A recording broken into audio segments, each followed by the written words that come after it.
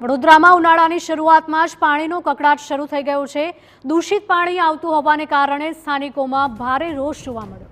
રોડનું કામ શરૂ કરાવવા ગયેલા કાઉન્સિલરને રજૂઆત કરવામાં આવી।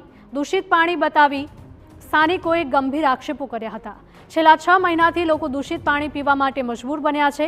પાણીની લાઇનમાં કોન્ટામિનેશન આવતું હોવાની પણ ફરિયાદ થઈ છે। દૂષિત પાણીને કારણે રોગચાળો વકરવાની ભીતિ છે। અનેક વખત રજૂઆત કરાઈ છતાં કાર્યવાહી ન કરાતી હોવાનો પણ સ્થાનિકોનો આક્ષેપ।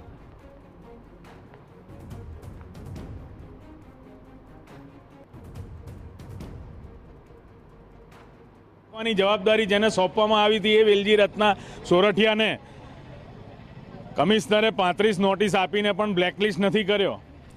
એટલે એના કારણે આ પૂરા પૂર્વ વિસ્તારમાં ઓછા પ્રેશરથી લો પ્રેશરથી પાણી મળી રહ્યું છે।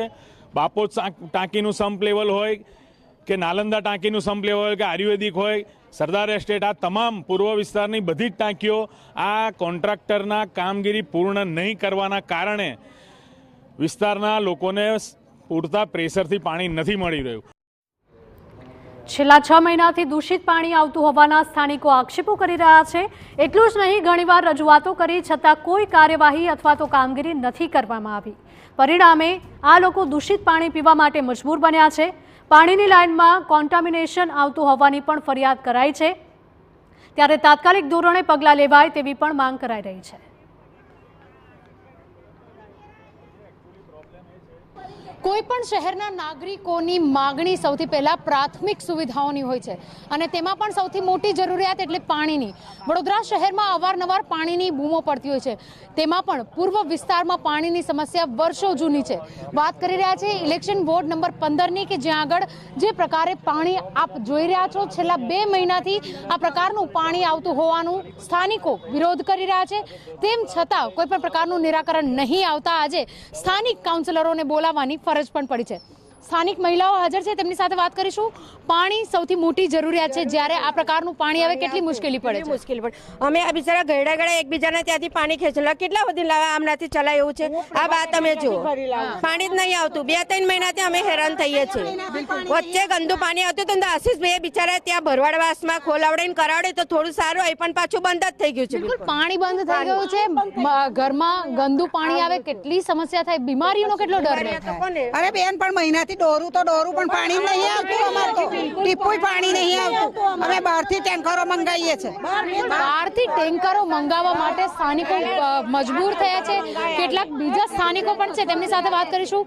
ડોળું પાણી આપ બાઉલમાં ભરીને ઉભા છો, શું કારણ? કેટલા સમયથી આ પ્રકારનું પાણી? મેડમ, અમે ઈચ્છીએ છીએ કે આ કમિશનર આવીને આ પાણી પીવે, કોર્પોરેશનના કમિશનર આવીને પાણી પીવે તો અમે બી પીવા તૈયાર છે। જો એ પીશે તો અમે રેડી તૈયાર છે।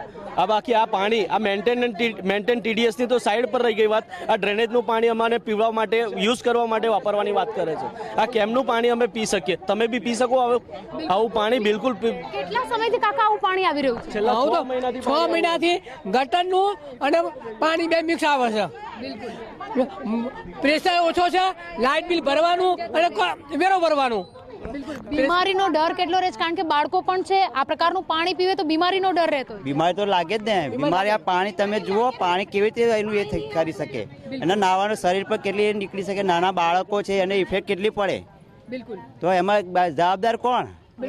કેમ અધિકારીઓ કેમ સાંભળતા નથી? કે એવું લાગે છે અમે ટ્રેક્ટર વાળા બોલાય, રણછોડભાઈ ને રાઠોડને ફોન કર્યો, અમને ફોન કર્યો, મારા ઘેર પાણી નહીં આવતું। બોલો, બિલકુલ મારા ઘેર અમે 2 માણસ ગયેલા છે।